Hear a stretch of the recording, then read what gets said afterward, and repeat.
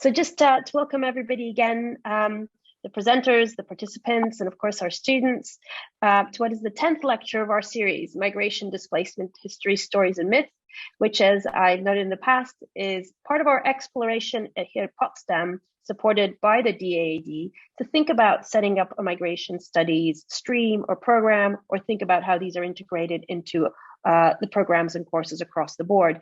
And I'm hosted here by Professor Marcia Schenk and Filippo Carlo Uhink. And this is also done in conjunction with the Roots Network, Displacement, Migration and Mobility at the University of Exeter. And just to remind you of how we run the presentations, there'll be about a 45-minute presentation, followed by about a 30-minute discussion. Please feel free to put on your cameras, to raise your hands, to put questions in the chat. We'd love to hear from you. And today I have the absolute pleasure of wearing my welcoming my colleague from the University of Exeter, Nick Gill, who is also one of the 4 coordinators of Roots. So this is wonderful to have you here, Nick. And I'm just going to give a brief introduction to Nick before he goes into his presentation. So Nick is a professor of human geography at the University of Exeter, and he engages with a range of both academic and non-academic organizations through his work. And these include, for example, being a trustee of the City of Sanctuary, during which he led the initiation of the University of Sanctuary stream with Abigail Grace and Emma Finlayson, which has had a dramatic effect, I think, on the way we in the UK and how the universities engage with the whole program of the Cities of Sanctuary. And he's also served as a member of the Charity Justices Working Party on Immigration and Asylum Determination Reform, where his work contributes to recommendations for improvements to the first-tier Asylum and Immigration Tribunal. And as I just mentioned, inside Exeter, among his many duties, he has co-created Roots. More generally, his research is concerned with issues of justice and injustice using a geographical approach, and especially in the context of border control, mobility and its confiscation, incarceration and the law. And his work questions the utility and feasibility of the contemporary configuration of international border controls and relations between mobility and forced migration, as well as that of tolerance and intolerance in the context of border controls. And he examines the tactics used to respond to militarized control practices around the world. He also works on the proliferation and diversification of carceral systems as a hallmark of contemporary Western society, and has a long-standing interest in the state and state theory. So some of just very few of publications which I'm going to mention, these include with Good Asylum Determination in Europe, Ethnographic Perspectives, and with Conlon, Moran, and Burridge, Carceral Circuitry, New Directions in Carceral Geography in the Progress in Human Geography, and again with Burridge, Conveyor Belt Justice, Precarity, Access to Justice, and even Geographies of Legal Aid in UK Asylum Appeals. So thank you very much for taking the time to be with us. Over to you, Nick.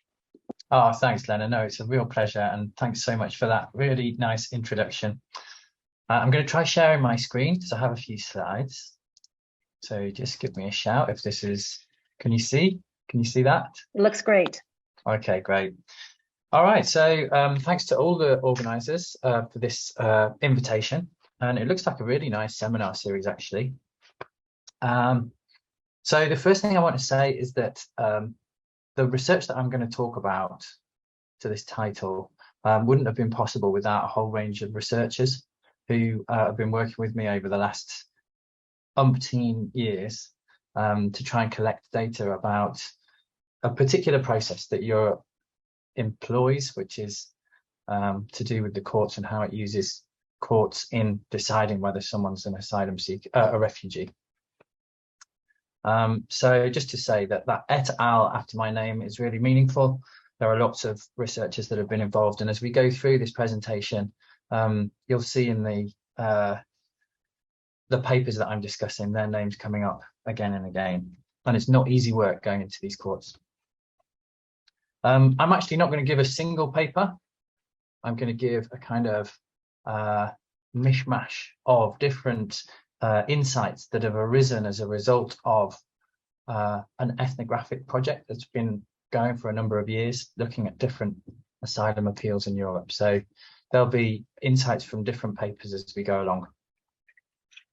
But it is a single project, which is called the Asylum project, and I'd really invite you to have a look at the website for Asylum. It's spelled ASYFAIR, Asylum, and there's loads of stuff on the website. Thank you in particular to Nicole, who's here today. She's the lead researcher on that Asylum project. She's done more observations of hearings than anybody else who I've worked with. She did work in Germany, actually, so that might be of interest to you, including in Berlin. As we go along, or perhaps when we get to the questions, I'm sure she might share some of her insights with you as well. Okay, so hopefully moving to the next slide. Here we go. So first of all, I'll give you just a brief introduction to what we're talking about today, which is asylum appeals. And they're quite a particular aspect of a much broader, sometimes carceral, sometimes punitive process of border control that surrounds Europe, often prevents people from ever getting the opportunity to claim even asylum in Europe, because it's increasingly geographically spread and anticipatory and exceeds the territorial borders of Europe, this mechanism of control and protectionism. But this particular part that we've been looking at is the appeal process. So if you wanted to claim asylum in Europe, you would first of all lodge an application to be recognised as a refugee with a government agency, and the government would decide whether or not they accepted your application in Germany as in elsewhere. Around 38% of those what we call initial applications, those first-time applications to government officials, are successful, or were successful anyway, in 2021, which means that 62% roughly were unsuccessful that year, and that's relatively indicative of previous years as well. So the majority are unsuccessful, and the majority of those unsuccessful ones are appealed. So you get a second chance, you get a chance to appeal to an authority. Sometimes it's judicial, sometimes it's an administrator or a tribunal. You get a chance to appeal and have that case re-examined, and indeed governments do too. So it could be that the government isn't happy with the outcome and wants to appeal it. But it's much more common, and it's in most circumstances, it's the asylum seeker who's appealing against an initial negative or unsuccessful decision made by a government representative. And it might be that they're appealing to upgrade their asylum decision. So it might be that they were afforded some rights, but not the rights that they wanted. So that would also involve an appeal. So who's involved in these appeal processes? Well, the two main people that are involved are the judge and the appellant. This is a picture on this slide of a British asylum appeal court, and the judge would sit at the top there, at the back, under that smidge there, that smudge at the background is a coat of arms. It's very symbolic. And the judge sits there, they're endowed with that authority to sit under the coat of arms. They're separate from everybody else. And then the appellant would sit down below. And with them, usually there'd be a selection of others.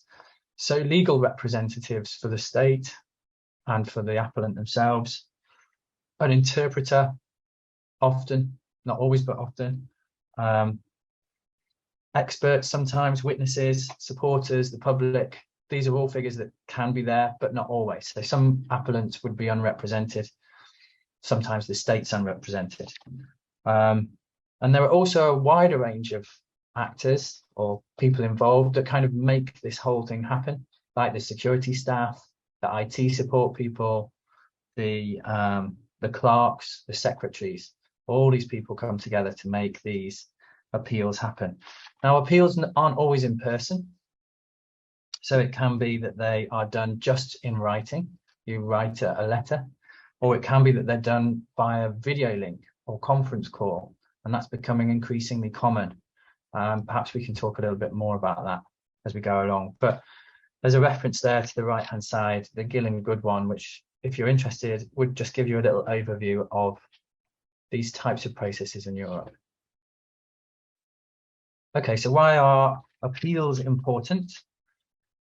So if you look first of all at the bar graph, which has got blue and orange colouring, you can see that the blue bars are showing that there was a peak in the number of applications for asylum in Europe. As we all know, some people refer to that in a slightly loaded way as the refugee crisis of 2014, 15 and 16.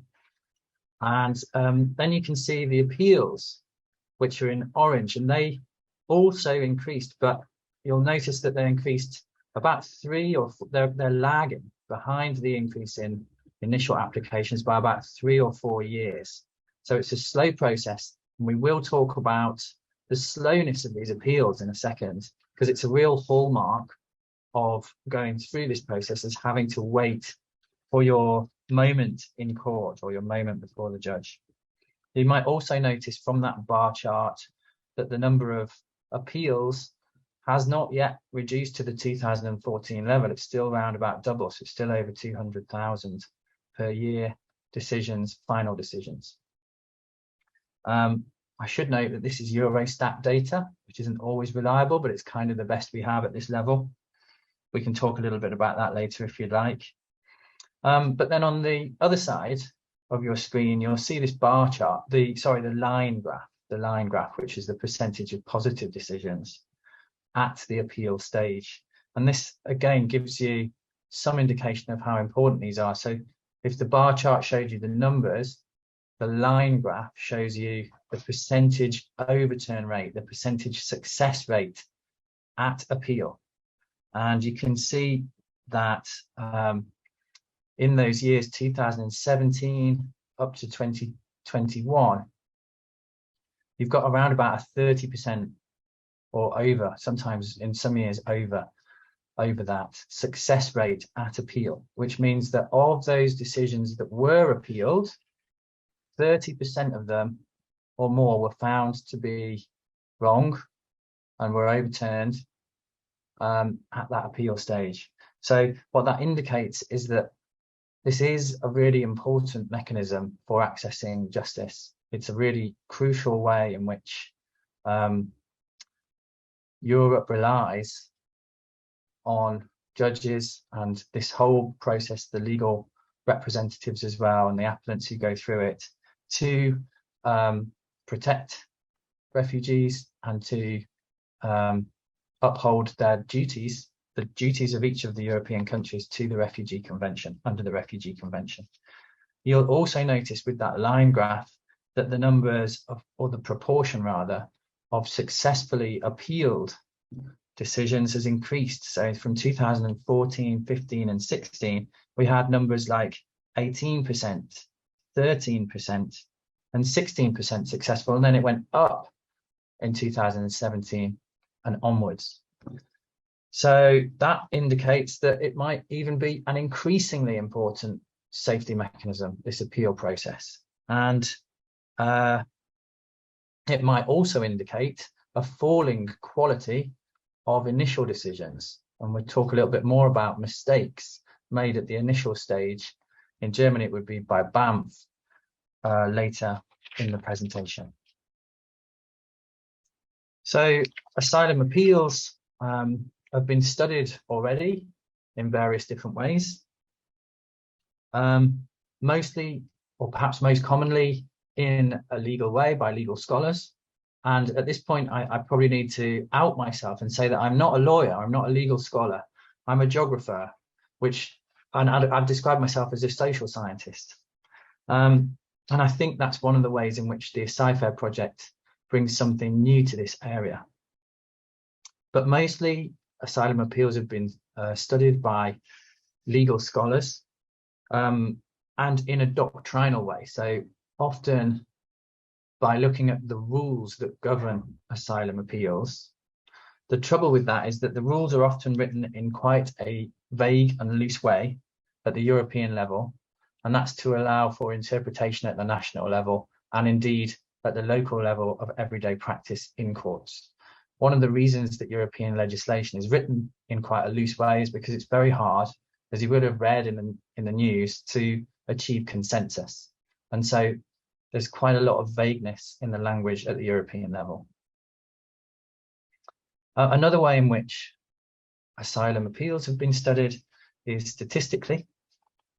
So refugee protection in general has been studied statistically, whether or not countries grant protection to refugees, and in particular, whether or not their propensity to grant protection to refugees is related to factors such as economic growth and government expenditure on border control. So there's an interesting quantitative literature there. But my researchers and I have identified what we think is a gap, which is that the actual day-to-day grounded process of asylum appeals and the way that they're run hasn't really been studied, it hasn't really been analysed. Most of what I've described there is, desk-based. It doesn't actually involve going to the hearings and working out what's happening. And so the risk from our perspective is that things like the social dynamics in the hearings, the power relationships, the linguistic challenges and tactics of the various people involved, the emotional content, the spatial dynamics, those aspects of hearings we feel have been understudied, especially in a comparative way, which is what the ASyFair project tries to do, because we're looking at various different countries. And so our research aims are to understand the practical grounded challenges facing asylum appeals as an effective form of protection, to examine the roles and experiences of various actors involved in appeals, including appellants. So the word appellants I'm using to describe asylum seekers here.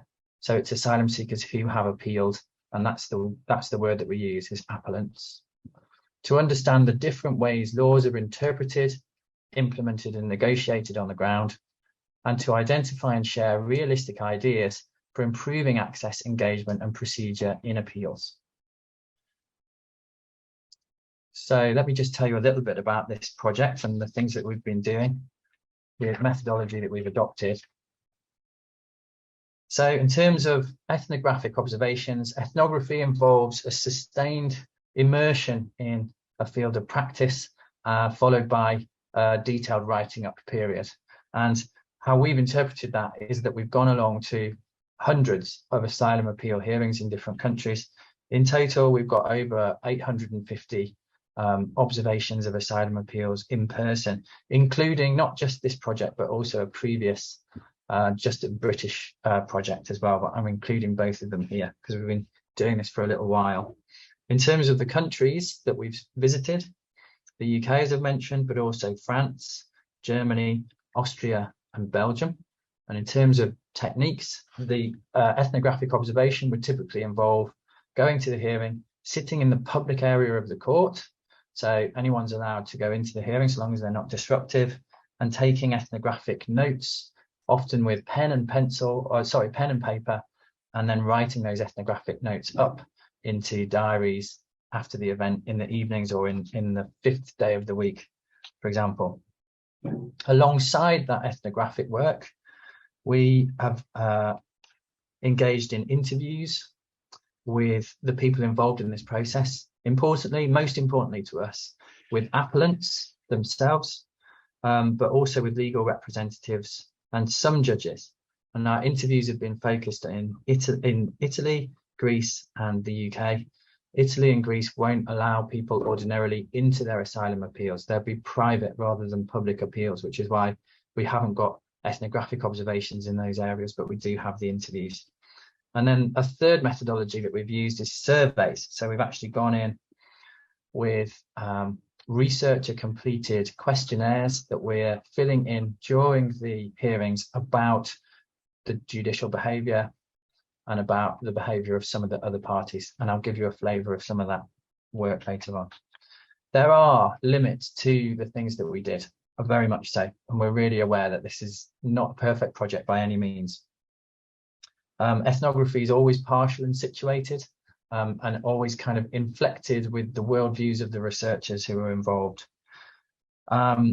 mostly the outcomes of the appeals were not known to us. So we were looking at process, we were looking at procedure, but often we couldn't find out because they're only published afterwards or they're only sent privately to the appellant.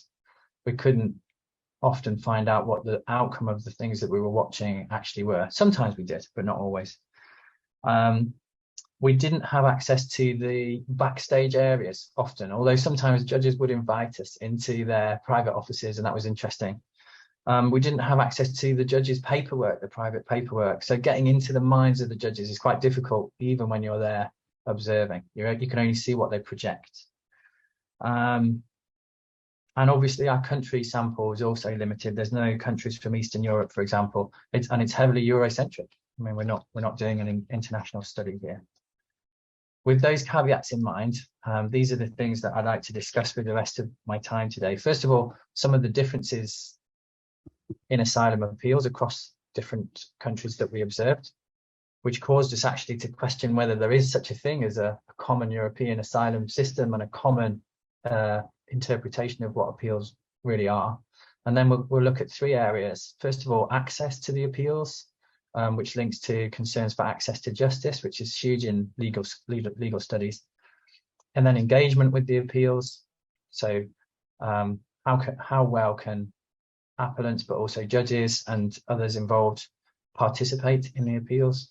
And then procedure, so the questioning of the judges and the different styles that they employ. All right, so first of all, to the differences between hearings. You know, there's coffee beans, but the coffee beans can look very, very different.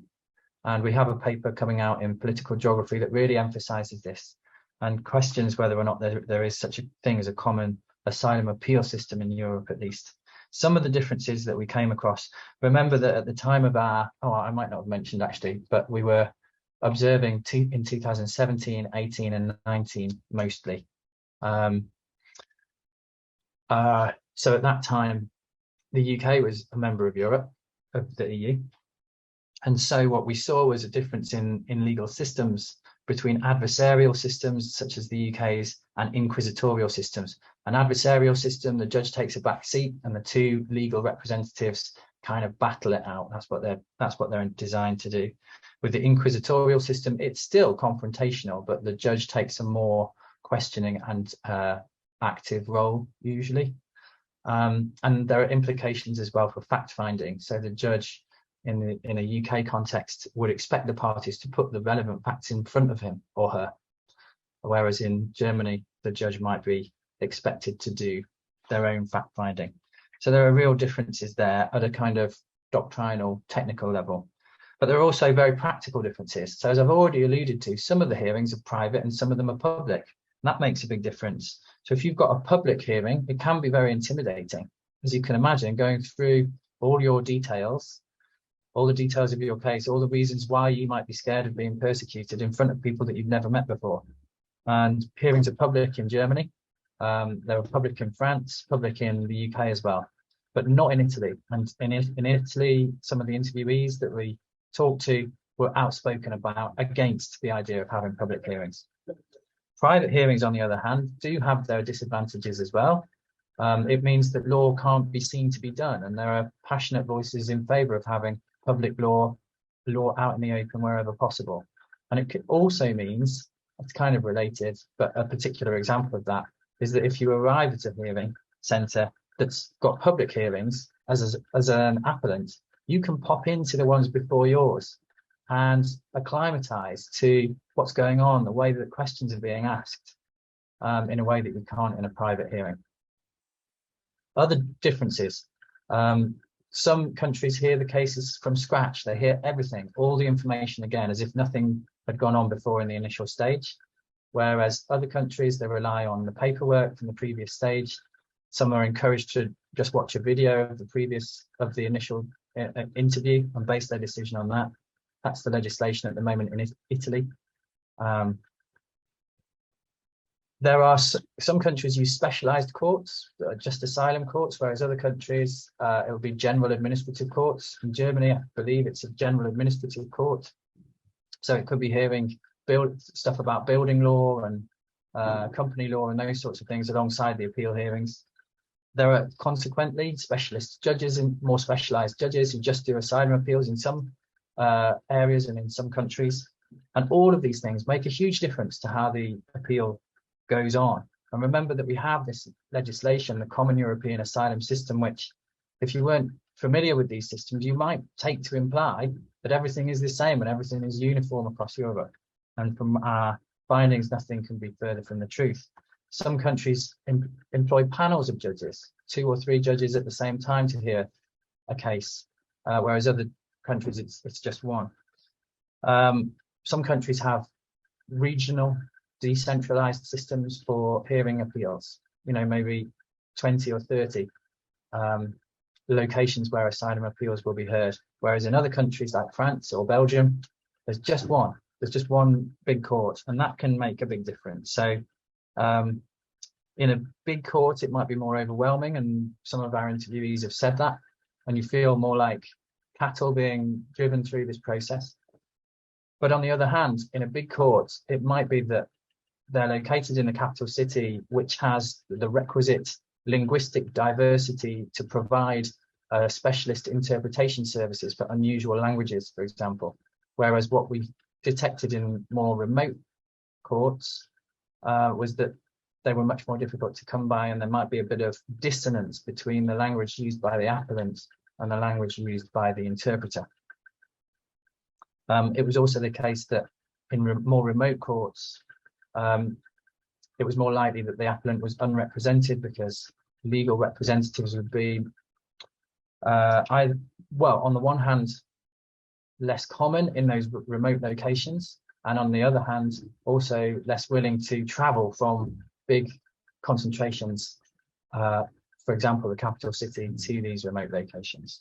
So there's lots and lots of differences between the hearings that we came across. That was probably our first finding. Now, in terms of access, before the hearing, it's characterised by waiting. So there can be these applicants can be waiting 2 or 3 years commonly. And I have just a few observations on waiting. First of all, it really matters where the applicant is waiting. So as I'm speaking as a geographer now, the space in which they wait really matters. Some government accommodation that's provided is really poor, can be poor, and it doesn't afford them privacy. One interviewee that we talked to said, they put me in a room with another person, so you don't have a private life. It's a big room, so in theory you can sleep 2 people in here, but I need a private life, and this is going on for months and months, and I'm dealing with the stress. So going to a hearing from a position of having spent a year or more in shared accommodation, perhaps poor quality accommodation, will feel very different from going to a hearing if you've had a better quality accommodation. And I suppose this comes to a head in relation to detention. Some applicants will appeal from detention, which is a carceral space. And lawyers have told us that it's very common for applicants to tell them in detention, oh yeah, I've got evidence back at home in a drawer, I know exactly where it is. If only I could get out of this immigration detention centre and go and collect it, then I'd be better prepared for my appeal. And they just don't have anyone to go and get the information or get the evidence for them. So it really matters where they are before the appeal. Second observation about waiting, though, is that sometimes waiting can be good. It can actually be a constructive process for their mental health and for other things. So it can allow applicants to learn the language, understand the legal system, and therefore pursue their rights more effectively. It can allow them to process difficult memories and in some cases even achieve disclosure. For example, in the case of rape and sexual violence, it might take a long time to be able to come to that point. It can also allow applicants the opportunity sometimes to collect evidence that might be hard to access. For example, writing to their countries of origin in order to collect evidence. So this isn't a really simple story about waiting is bad. Sometimes applicants made the most of their period before the hearing.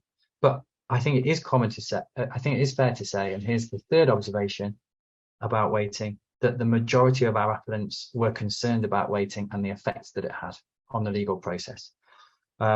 For example, and there were various ill effects, but I'm going to focus here on forgetfulness. So after 2 or 3 years of waiting for an appeal, it's absolutely understandable that appellants will forget the details of what's happened to them, or forget the details of what they said in their initial government interview. Sometimes they'll get a transcript, but other times that's problematic. So to give an example, one appellant said that he could not recall the name of a town that he'd lived in for a number of years because he hadn't been there for so long. And I think there's an argument to suggest that appellants sometimes work to put their previous difficult lives and memories out of their minds. And so requiring them to wait for an appeal process and to keep these memories accessible and fresh in their minds until their appeal comes is actually quite cruel. It's quite a cruel requirement to prevent them from forgetting and moving on. Judges responded to forgetfulness in the hearings in various ways. So obviously the question in front of a judge is it really forgetfulness, or is it the appellant making this up? And the judge has a really difficult position and a horrible dilemma sometimes in order to try and decide that. But sometimes judges were very sympathetic, very empathetic with appellants and gentle. We can talk about some of the ways in which they were gentle. Other times they were very frustrated. They got angry. In one instance, the appellant said that he simply doesn't remember what was happening when his father died or the circumstances surrounding it. And the judge seemed to take that very personally. I'm reading from the field notes now that I think Nicole wrote, as if it was a direct insult to him. He gets up from his seat and sits back down in an angry gesture and starts yelling almost at the top of his voice. It's 20 years ago that my father died, and I remember absolutely everything, every detail. This is complete nonsense, absolute nonsense. And then the field notes continue. His sudden outburst almost makes me jump out of my chair. I noticed the interpreter felt the same. The lawyer's shoulders are sinking down as if he realizes that the case has been lost. The appellant looks down at the table. The atmosphere in the room feels like a lightning strike has been discharged, and thunder roared across the room. Everyone is silent for a moment, and the only thing that can be heard is the judge sighing audibly again. So there are these difficulties around forgetfulness and judges getting frustrated with appellants who are forgetting details or claiming to forget details, and the judge's job is to distinguish between those two. There is, however, a really interesting phenomena called that we've called over-remembering. So appellants can also be too detailed and too accurate in their recollections for the judge, so accurate that it actually provokes their cynicism and suspicion. If an appellant responds very quickly with exact dates and timings, then judges have been known to say, how come you can remember those exact demonstrations so much, raising an eyebrow. And another judge, that is exceptionally detailed. How come you know this in so much detail? And the notes at that point record that the appellant cannot win. So there's a really delicate politics of self-presentation in these hearings, of how one goes about and the tactics involved. Let's move on to arriving at the hearing. So having waited for a number of months, possibly years, obviously the appellant's going to be nervous. Our ethnography revealed that some of the key actors involved at the point of arrival was not the judge, it's not even the legal representatives, it's the wider cast of supporting actors, the logistical support staff in the centre, the courts and the centres, that are encountered first by the appellant. Even though the legal literature hardly ever, as far as we know, gives them any attention at all, it's often the security staff actually that set the atmosphere and dictate the tone for the rest of the visit. Security at most hearing centres we visited functioned a bit like airport security, ushering appellants through metal detectors one at a time, pulling some of them back and questioning others. The security guards are not legally trained at all, but they are there to make sure the environment is safe. And we saw some security guards turning the scanning system into a game for children, and heard of guards looking after children in the waiting rooms. We'll talk a little bit about children in a couple of slides' time. Security guards can also lift appellants up. I felt confident, one appellant recalled. I met the security guard and he was very helpful and he gave me confidence. I felt I can do this. However, we also heard accounts of security staff shouting at people in the waiting areas, making them take their pushchairs up the stairs even though there was a lift, making appellants take everything out of their bags unnecessarily. You're just cattle, a British clerk told us in describing the attitudes of security staff at his centre. It's a very bad experience, another appellant explained. You feel like you're a criminal because you see the guard and then you talk to the judge and they don't believe what you're saying. So that appellant made a direct link between the approach of the guard and the attitude of the judge, which we thought was really telling and worrying. So that's the arriving, and there's lots more we could say about arriving in the waiting rooms. Maybe we can come back to that. And then the hearing begins. The hearing starts. Usually the judge will give a little introduction. Well, actually, the judge is the last to arrive. So usually it's the appellant who goes in and everybody's waiting, and then the judge arrives, and often people will stand up as a mark of respect to the judge. Then the judge will say a word or two of introduction, usually, but not always. And then the conversation begins. And so obviously communicating effectively is absolutely critical at this point. There are often interpreters in these hearings, and there's a whole political economy of how interpreters are identified, how they're qualified, and how they're deployed in these centres. And it varies again greatly between the different countries that we observed. So some of the standout variations were in Belgium, where we saw 2 interpreters operating side by side within a single hearing, and that's because the Belgian court operates in Flemish and French, and so there would often be the first interpreter interpreting from the appellant's native language into French, but then the second interpreter from French into Flemish, or vice versa. So there was a lot of resources and thought went into that process.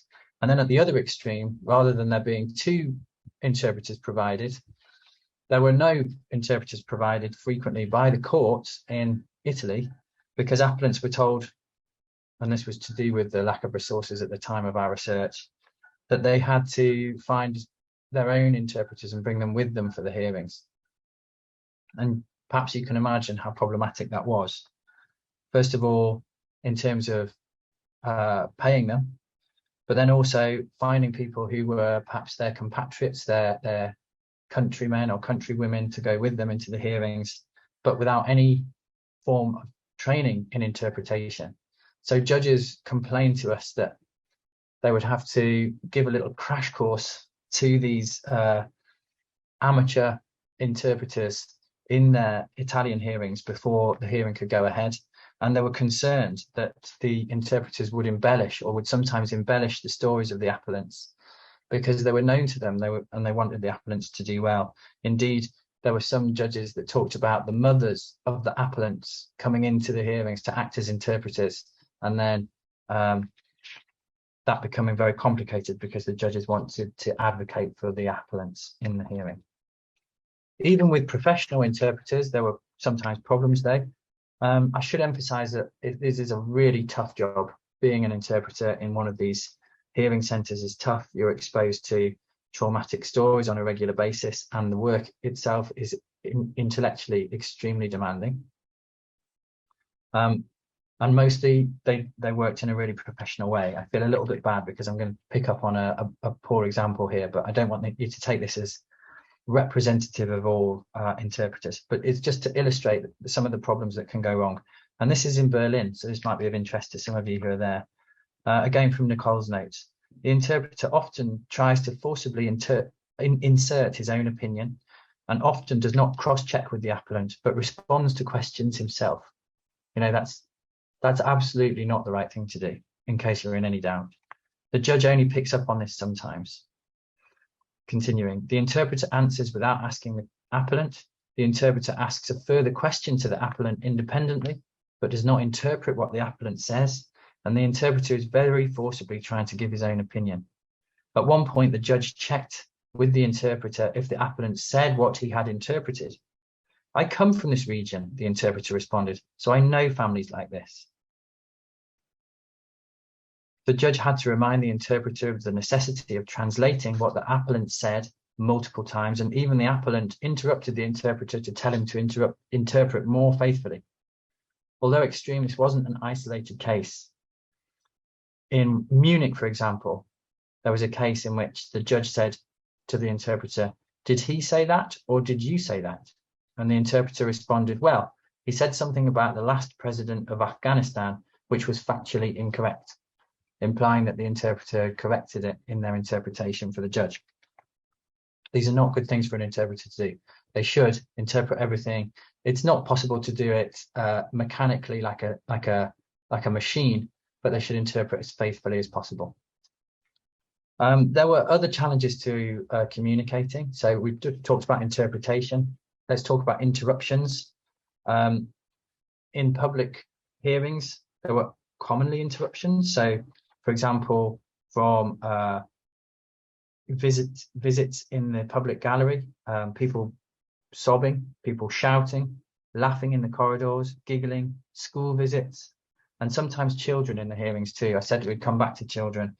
Often appellants are not in a position to leave their children with anybody else, so the children come with them, and this can be problematic because they'll be running around the hearing, perhaps running into desks or screaming and playing in the hearing area, and it can be really distracting. What's more, perhaps more importantly, it can also put the parent, usually almost always the mother, off disclosure, because they're worried that the child might understand what they're talking about if they're, for example, 4, 5, 6 years old. Which means that sometimes, well, the appellant then has to face this really difficult choice. Do they have the child with them, or do they put them outside in the waiting area of the court where they can't see them, and then they're often worried about what they're getting up to, and they can be quite unruly in the waiting areas as well. Okay, then we get on to engagement. I'll just give you a taster of some of these findings. We found that the hearings were conducted rather quickly in lots of cases. Not always, and it varied by country, but a lot of countries were putting in place what we called streamlining measures to get these hearings heard as quickly as possible. So fast track systems that are being introduced across Europe with lessened legal protections. And then even in the regular procedure, often quite quick hearings. So in France, for example, up to 13 hearings per day for the judges in 40-minute time slots. Sometimes faster in Belgium, and that was because they focused just on additional issues, so they didn't hear the hearing from scratch.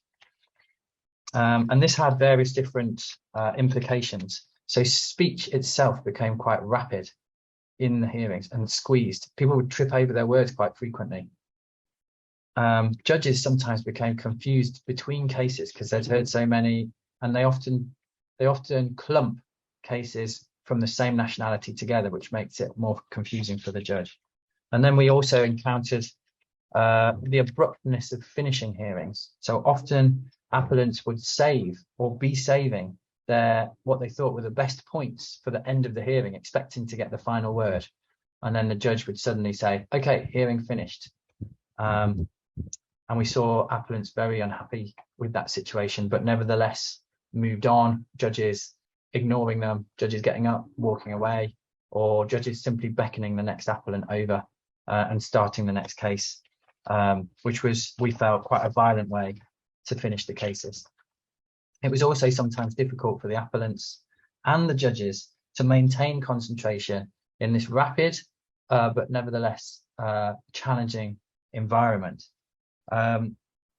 Margaret Davis, in her book Law Unlimited, talks about headscapes, which refers to this intersection between the psychological and the legal, and we found that really interesting and important. Some of the challenges of concentrating for judges involved repetition, so similar cases going before them time and again. Some judges remained aloof as a result of that. Some judges even told us that they got bored and struggled with boredom, and that it can make you careless and negligent. Sometimes the hearings were quite hot and stuffy, which made concentration even more difficult, depending on the building material and the type of building. And I think underneath all of this, there were some issues of secondary trauma amongst the judges. So that's vicarious traumatization, this notion that the judges themselves were traumatized by the hearings, by the content of the hearings. And that can make you flippant and it can make you blasé as well. For the appellants, concentration challenges came in the form of sometimes physical discomfort. We saw appellants that looked uncomfortable, and sometimes appellants told us that they had been uncomfortable in their hearings. Also, in terms of mental ill health, appellants, asylum seekers have higher rates of depression, anxiety, paranoia, suicide and self-harm than other groups in Europe. And it can mean that they struggle to concentrate, struggle to talk about their experiences. Was I there? One of the interviewees mused. I wasn't myself. I was sitting there and not taking it in. I didn't understand anything. I hated the whole thing. Mentally, I wasn't there. And a third and final aspect of the challenges for appellants in terms of concentration was stress. Appellants told us that they'd got so stressed before the hearing that they couldn't sleep and hadn't been able to eat. They talked of panic attacks. They talked of how difficult it was to listen. And they talked about forgetfulness. This isn't the kind of long-term forgetfulness that I was talking about before. This is situational because of the pressure. Before I went to court, I had so many things I wanted to say. So they clearly remembered their story. But when I was there, it was all completely out of my brain. I didn't remember anything to say because of the situation. It was really stressful and nervous. And for me, it was a really big issue. I forgot everything. So that was obviously probably quite terrifying. Then in terms of mistakes, I said I'd return to this. We talked about how the initial decision can show that the government decision makers make a few mistakes, can make mistakes, and these came to light sometimes in the court hearings that we went to see. We learned, or there were mistakes uncovered in relation to translation, typing, interviewing technique, reasoning, and also administration, just pure administration, paperwork. As a result, probably of the increase in applications during or just before the period that we were observing. So what we were getting in the courts was evidence of an overloaded governmental administration and bureaucracy. So just to give one example, again from Germany, one Afghan woman had fled to Germany to avoid a forced marriage. She initially was housed in a centre for refugees, but moved out with a friend that she made at the centre to a flat that they shared. When BAMF, which is the initial decision-making authority in Germany, made a decision on her asylum claim, it was undeliverable because BAMF thought that she was still living in the centre and not at the flat. So the woman said that she had notified BAMF about her change of address. Indeed, according to the account that she gave in her appeal, she had notified them on 3 different occasions. She was aware that the decision from them should have arrived, and she was actively trying to seek it out. But she said that she was told, in her words, "It's not our problem that you didn't get our letters." On the 3rd time of asking, she was eventually shown the decision on her initial claim, which turned out to be negative. But by that time, the statutory period for allowing her to appeal a negative decision had already passed because of the delays with the post. So she faced the prospect of a lack of recourse to legal aid or forfeiting the right to an appeal altogether. In the appeal that we saw, she asked for an extension. The judge didn't grant her the extension. The judge said, "You're going to have to go away. You're going to have to put together a case with witnesses and evidence before I'm going to grant you an extension. If you win that, then you can appeal." So the paperwork, the bureaucracy, the stress, all coming from this overloaded bureaucratic administration. Last couple of slides and then I'll conclude. The first one, these judicial differences. The first one is about prejudice and bias, and we did come across some forms of prejudice in the hearings that we observed, some of which there's more literature on than others. So SOGI claims, sexual orientation and gender identity-based claims, did attract some prejudicial comments and remarks at times. One judge, for example, I'm surprised at the population boom in some African countries, considering that so many of the asylum seekers from there claim to be homosexuals. Race as well. We saw judges generalizing about race, like everybody from Iran loses a passport and other things like that. There were also other forms of prejudice which are less commonly covered in the existing literature. For example, there was bias against women that we saw. So in the UK, I said I'd return to these surveys.